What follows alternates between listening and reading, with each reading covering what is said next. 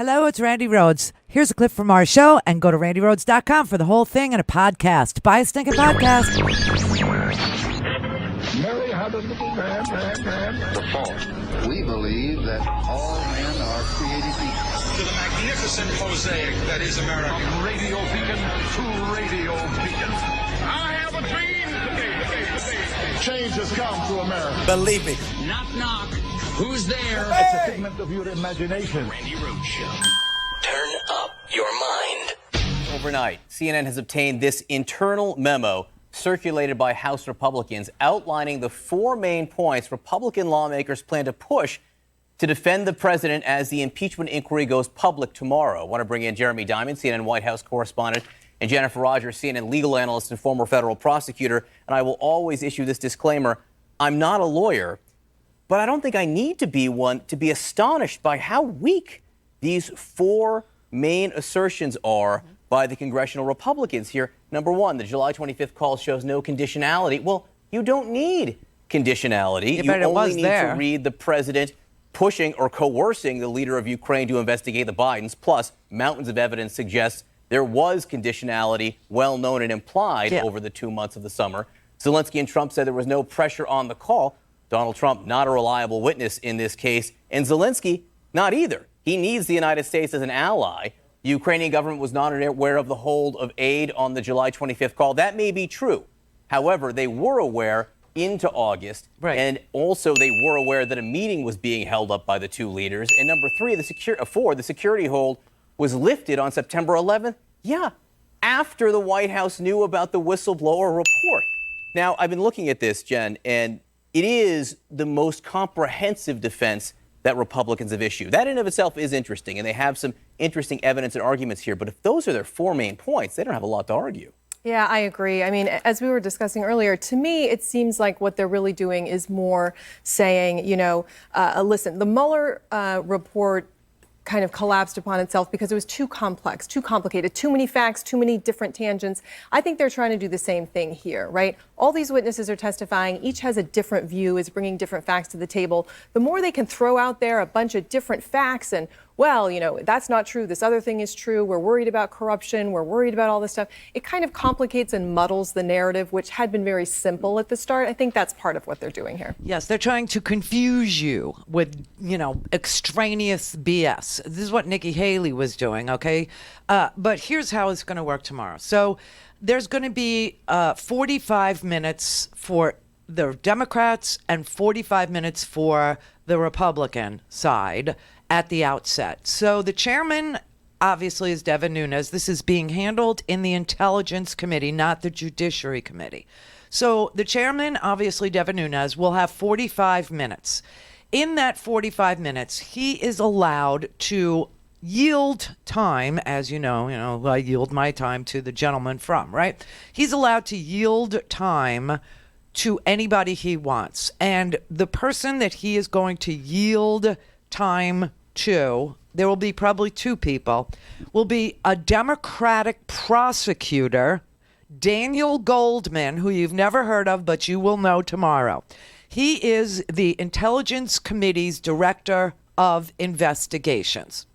And it seems like Daniel Goldman will have a chance to question the witness, the first witness up tomorrow, who is Bill Taylor, and then also George Kent.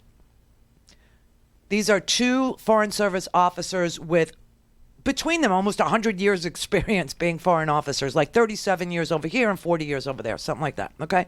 The other prosecutor you will be introduced to tomorrow on behalf of the Democrats is a man named Dan Noble.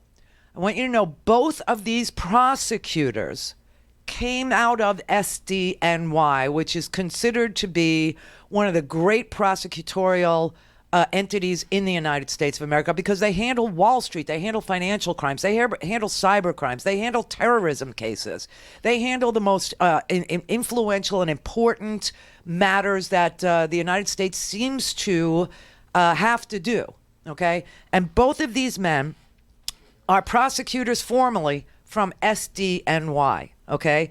Now, Daniel, they're both named Daniel. Okay, so the two Dans tomorrow. You'll have a gold man and you'll have a noble. Gold man and noble. So both these Dans come from SDNY. Both of them are prosecutors. Noble specializes in cyber crime and organized crime. He's a mob guy. He's also a cyber expert. Goldman is a intelligence prosecutor. He is the lead prosecutor on the for the Intelligence Committee. All right, the other side, Devin Nunes. Devin Nunes is the ranking member, as you know, of the Intelligence Committee. Why? I have no idea. This man leaks like a sieve. This man lies.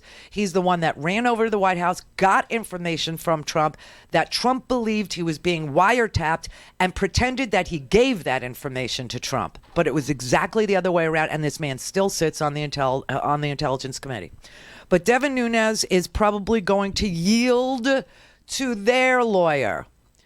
Their lawyer is a guy named Steve Castor. Steve Castor is not attached to the Intelligence Committee at all. Steve Castor comes to us from the Oversight Committee. So expect the first 45 minutes of Schiff's time. I'm sure Schiff will do an opening statement, and then I'm sure he will yield plenty of time to these two prosecutors to question these witnesses. Right after that, 45 minutes will be awarded to Devin Nunes, and he will probably make his opening statement and then give control to Steve Castor from the Oversight Committee. Now, all these three lawyers have been in the depositions, contrary to Republican claims that there was nobody from the Republican side invited. There were 100 members of the GOP who were allowed to attend these depositions. Lawyers were invited to these depositions, and these are the lawyers that were participating in these depositions, okay? So that's what the first 45 minutes will look like. After that, they revert to the stupid 5-minute rule, which is not cohesive and not conducive to telling a story. Expect that the Democrats will ask some decent questions. Expect that the Republicans will speechify. I doubt that they will have any questions for either of these witnesses, Taylor or Kent. I really do. Because if they prepare, which I doubt they will, that means that they will have read the transcripts of their testimony, and they will know that these people are not there to exculpate the President of the United States.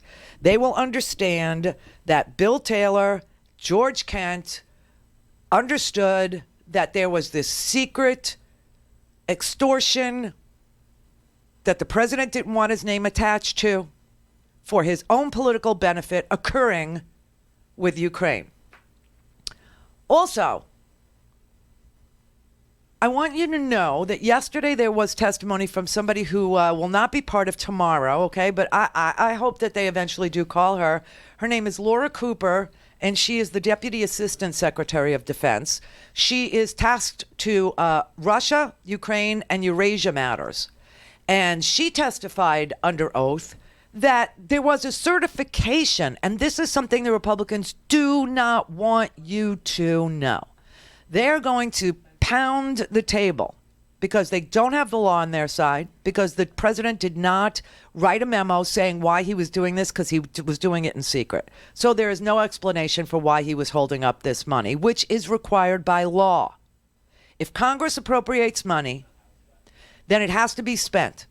And if the president didn't want to spend it, then he had to say why. That was not done. Just like in DACA, that was not done. But they're going to argue that it was about corruption. It was about corruption. Now, we all know he was only interested in one company, Burisma, and one person, Hunter Biden, with regard to corruption. So let me tell you right now at the outset that that is a lie, because yesterday, Laura Cooper, the Assistant Deputy Secretary of Defense for Russia and Ukraine, testified that there was a certification process to see if Ukraine was complying with anti-corruption measures that the United States and the Western world, the NATO allies, the IMF, the International Monetary Fund, and the EU required. There was a certification process. And guess what? They passed with flying colors. They were certified compliant with all anti-corruption activities and policies that were required of them to attract international investment by our Department of Defense, our State Department, our U.S. Embassy, General Dayton, a retired general, General Dayton, and the United States Congress. So please try and keep that in mind. And also try and keep in mind that this was a months-long effort that was undertaken to extort Ukraine. Months long. It wasn't just about a phone call where he asked them to do this. It was months long. Go to RandiRhodes.com for the whole thing and a podcast. Buy a stinking podcast.